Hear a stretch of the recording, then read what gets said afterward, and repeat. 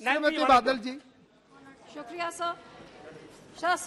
सबसे पहले तो मैं इस चीज का दुख प्रकट करना चाहती हूं कि इस सेशन को चलाने के लिए एक नो कॉन्फिडेंस मोशन की आने की जरूरत हुई। पार्लियामेंट्री डेमोक्रेसी का ये हाल हो गया है कि इस सदन में कोई चर्चा ही नहीं होती। अब नो कॉन्फिडेंस जैसी मोशंस को लाके मणिपुर की चर्चा करके आज हाउस काम कर रहा है। और यही कारण है कि 16वीं लोकसभा के इस सरकार के पिछले 9 सालों में 16वीं लोकसभा में सबसे कम सिटिंग्स हुई थी और ये वाली तो 1957 के बाद मुझे लगता है सबसे कम होगी। तो इसका बड़ी दुख की बात है sir. The agenda today I would say is not a question of votes, it is a question of confidence. ये सिर्फ एक सिंपल मैथमेटिक कैलकुलेशन की बात तो है ही नहीं, क्योंकि मैथमेटिक्स या न्यूमेरिकल कैलकुलेशन तो इनके पास है। So the motion will fall. I think the key word here is confidence. क्या इस देश में सबका साथ और सबका विश्वास इनके साथ है कि नहीं? किसके साथ है, इनके साथ कि इनके साथ? हकीकत यह है कि आज क्या इस देश के किसान, इस देश के गरीब, इस देश के मजदूर, इस देश के माइनॉरिटी हिंदू, सिख, मुसलमान, ईसाई, क्या इन सबका विश्वास इनके पास है कि नहीं? It is do they have the confidence in this government? Sir, क्या आज के नौजवान और आज के महिला का विश्वास है इस सरकार के ऊपर? और जब मणिपुर की बात करें तो इट इज एब्सोल्युटली क्लियर कि मणिपुर की औरतों पे, इस डबल इंजन सरकार पे कोई विश्वास नहीं है। लेकिन इससे बड़ी दुख की बात यह है सर, मैं कोट करती हूँ सर, कैमरा छोड़िए, आप मेरी बात रिकॉर्ड कर दिए, बहुत बड़ी बात है। यह डेमोक्रेसी कहाँ रह गई? अब तो कैमरा भी ऊपर से चलता है। सर, अटल बिहारी वाजपेयी जी ने on the 50th anniversary of India's independence इस पार्लियामेंट में कहा था, it is abhishap to take birth as a girl in this country. Sir, कितनी दुख की बात है कि आज अमृत काल चल रहा है, 75वां साल हो गया और आज भी हम वही अट्रॉसिटीज को डिस्कस कर रहे हैं जो उस टाइम डिस्कस कर रहे हैं। What happened in Manipur is totally shameful and it is एक ह्यूमैनिटी के ऊपर एक कलंक है और उसकी जितनी सख्त निंदा करी जाए वही कम है। मैं पूछना चाहूंगी कि इस सरकार की माइनॉरिटी कमीशन क्या कर रही है? ये बोले नहीं, गए नहीं। माइनॉरिटी कमीशन के हेड क्या कर रहे हैं? कितनी बारी मणिपुर गए, कितनी बारी नू गए हैं? हमारे पंजाब देखो, हमारे धार्मिक मसलों में इंटरफेयर करने का पूरा टाइम है, इधर जाने के लिए टाइम क्यों नहीं है? तो मैं हाथ जोड़ के सरकार को विनती करती हूँ कि राम के लिए इस अमृत काल में ये धर्म की राजनीति हर इलेक्शन के पहले इसको बंद करिए, ये जहर देश में मत घोलिए। आज हम यहाँ चर्चा बातें करें बेरोजगारी की, बातें करें गरीबी की, महंगाई की, इन चीजों से ध्यान भटकाने के लिए हम ये सब काम ना करें। साहब, मैंने दोनों पक्षों को सुना, आज मुझे इतनी हैरानी हो रही थी, काश बीच में आपने मुझे बोलने का समय दिया।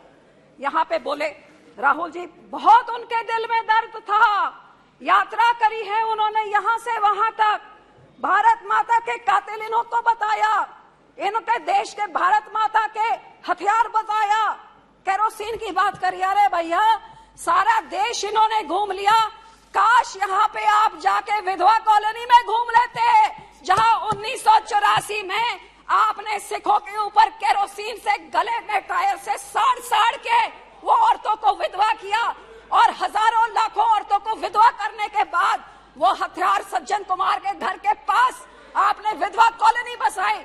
साहब, आपको मालूम है पूरी दुनिया में सिर्फ एक जगह में विधवा कॉलोनी है, विडो कॉलोनी सिर्फ दिल्ली में है। कौन रहती हैं? जिनके कातिल इनके पुरखों ने किया, इस पार्टी कांग्रेस पार्टी ने किया और फिर उधर जाके उन औरतों को बसाया। क्या यात्रा वहां से गुजर के गई? आज केरोसिन की बात करते हैं, लेकिन दुख तो मुझे इस बात का है कि आज इनको 84 बड़ा याद आ रहा था। यहाँ के बोलने वाले भी जब इनको कटाक्ष करना होता है तभी 84 याद आता है। अरे भैया, 9 सालों में 84 को इंसाफ देने का क्यों नहीं अंदर ठोसा इनको? आज तक क्या 84? आप कितनी बारी विधवा कॉलोनी गए हैं? हकीकत ये है, दुख इस बात का है कि जब मणिपुर की बात होती है तो वो राजस्थान की बात करते हैं, वो राजस्थान की बात सुन के तो फिर दोनों रल मिल के 84 की बात करते हैं। ये बहुत हो चुका सर, अब दोनों जने ये सारा ड्रामा, ये सारा नाटक बंद करें। हमारे सिख कौम के साथ हम पूछना चाहते हैं, हम किस पे कॉन्फिडेंस करें? इन्होंने जो किया आपके सामने, हमारे कत्लेआम करें, हमारे धार्मिक संस्थापक अकाल तख्त साहब गोल्डन टेम्पल को टैंक से, आर्मी से बिल्कुल टेटेरी करके खत्म कर दिया। हमारे पंजाब के टुकड़े टुकड़े करके पंजाबी स्पीकिंग एरिया निकाल के दूसरी स्टेट बना दी। हमारी राजधानी हमसे खोली, हमारा पानी हमसे खो लिया। कौन सा अत्याचार इन्होंने नहीं किया है, लेकिन इन्होंने क्या किया है? ये कौन से कोई कम है? मैं यहाँ पे ये पूछना चाहती हूँ कि जो सिखों ने 1947 में देश का साथ दिया, देश की आजादी के लिए सबसे बड़ी कुर्बानियां हमने दी, हर एक अल्पसंख्यक ने दी, क्योंकि सब माइनॉरिटीज ने देश की आजादी में योगदान दिया। लेकिन मुझे मान है हमारे सिखों ने सबसे बड़ी, जो फांसी की आप लिस्ट में गिन लीजिए, काला पानी में देख लिए, सबसे ज्यादा हमारे पंजाब के जिन्होंने इस देश को आजाद किया। और आजादी के बाद ये देश 1966 में जब खाने को अन्न पूरा नहीं होता था, the country was looking at starvation, हमारे किसान है जो ग्रीन रेवोल्यूशन लाके उन्होंने इस देश का पेट भरने का काम किया। लेकिन सर, जब हमारे सिखों के कत्लेआम में उस टाइम तो कोई जुडिशरी नहीं बोली, कोई पार्टी नहीं बोली, कोई पेपर नहीं बोला। आप निकालिए नवंबर 84 के बाद जब बजट सेशन हुआ 85 का, तो उसमें एक भी मेंशन नहीं जो इस दिल्ली में हजारों सिख के कत्लेआम हुए, सब चुप पीड़ा के बैठे हुए थे, मुंह पे टेप लगी हुई थी, किसी ने सिखों की बात तक नहीं करी। और यही कारण है कि आज तक सिखों को इंसाफ नहीं मिला। और कभी मणिपुर होता है, कभी नूह होता है, कभी राजस्थान होता है, जो उस टाइम एक्शन ले लिया होता, जम्मू कश्मीर, गुजरात, सब कुछ होता है। तो सर, जो सिखों के गुरु ने, 9वें गुरु ने, हमारे 9th गुरु ने अपनी कुर्बानी दी, कश्मीर के पंडितों की बात हुई। अफसोस कि उस टाइम की माइनॉरिटी, हिंदू माइनॉरिटी को बचाने के लिए, उस टाइम की मुस्लिम मेजॉरिटी से बचाने के लिए हमारे सिख गुरु ने अपनी कुर्बानी दी और हिंद की चादर का खिताब उनको मिला। लेकिन उसकी तो बात तक नहीं करी। जब उनके लोगों को मारा जा रहा था तब भी बात नहीं करी। तो सब मैं पूछना चाहती हूँ, उस टाइम हमारे लोग जो भावुक होके उन्होंने कुछ अपने हाथों में इसके खिलाफ आवाज उठाई, उनको जेलों में फेंक दिया। हमारे बंदी सिख 30-30 साल से जेल में सड़ रहे हैं। गुरु साहब के 550 साल, गुरु नानक देव जी के, इन्होंने रिटर्न, इस सरकार ने कहा था कि उनको छोड़ा जाएगा, तो क्यों आज तक नहीं छोड़ा है? मैं इनसे जवाब मांगना चाहती हूँ। तो सिखों के खिलाफ हमेशा ये बेइंसाफी रही है सर। जिन्होंने अपने देश के लिए जान दी, उनके साथ ये होता है। सब पंजाब में इन्होंने जो किया बताया, ये क्या कर रहे हैं पिछले 3 सालों से, जब से अकाली दल से गठबंधन टूटा है। हमारी राजधानी, आप सोचिए, राजधानी हमारे पंजाब रीऑर्गेनाइजेशन एक्ट पास हुआ, उठा के आप विधानसभा उधर हरियाणा को बना के चंडीगढ़ एडमिनिस्ट्रेशन ने जमीन दे दी। हमारा पानी, हमारा मेंबर जो बीबीएमजी से होता है उसको निकाल के बाहर निकाले, हमारा पानी चुरा के दूसरे राज्यों में। जो हिमाचल पानी दिल्ली को देता है वो सेस लेता है, हमारा पानी जो राजस्थान आता है तो पंजाब को कोई सेस नहीं। एक ही चीज तो हमारी है, चंडीगढ़ के ऊपर हमारा हक, सेंट्रल सर्विस रूल्स डाले जा रहे हैं। और सर, हमारी पंजाब यूनिवर्सिटी को भी आरएसएस का कब्जा करने की कोशिश की जा रही है। और पानियों का तो यो मामला है, पानी हमारा चुरा के ले गए। लेकिन आज जब सारा पंजाब पानी में डूबा हुआ है तो उस पंजाब के हाथ पकड़ने के लिए कोई नहीं है। आपको हैरानी होगी सर कि जब हिंदुस्तान में कोई आपदा होती है, जब कोविड हुआ तो यहाँ लंगर सिखों ने लगाया, जब यहाँ पे लॉकडाउन हुआ लंगर सिखों ने लगाया, जब कोविड हुआ आप दोनों से किसी से ऑक्सीजन पूरा नहीं होता, लंगर हमने लगाए। और आज जब पंजाब को जरूरत है, कहीं आपदा हो जाए, उत्तराखंड में हो, हम लोग जाते हैं। लेकिन आपने क्या किया हमारे किसानों के साथ? सर पहले सर 2 मिनट, सर हमारे किसानों के साथ क्या किया? सर जो किसानों ने सबसे पहले इस देश पे ग्रीन रेवोल्यूशन लाके इस देश का पेट भरने का, अब तो कह रहे इन्होंने, लेकिन 70 साल से तो हम पेट भर रहे हैं। उनके ऊपर आप काले कानून लेके आए, अपने मंत्री की, अपनी एलआई की बात नहीं पूछी, सुना नहीं। और जब बोलते थे मत लाओ, किसानों ने नहीं सुना और आखिर में मानना पड़ा। किसानों ने मजबूर किया कि गलत बिल थे, आपको वापस लेना पड़ा।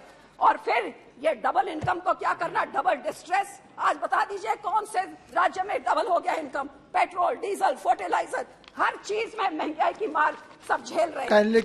कभी हमारे बच्चों पे, नौजवानों पे ऐसे लगा के उनको असम की जेलों में फेंक देते हैं। कभी हमारा कोई भी चीज हो, वहां पे हमारे किसान जो आंदोलन में थे एनआईए लगा देते हैं।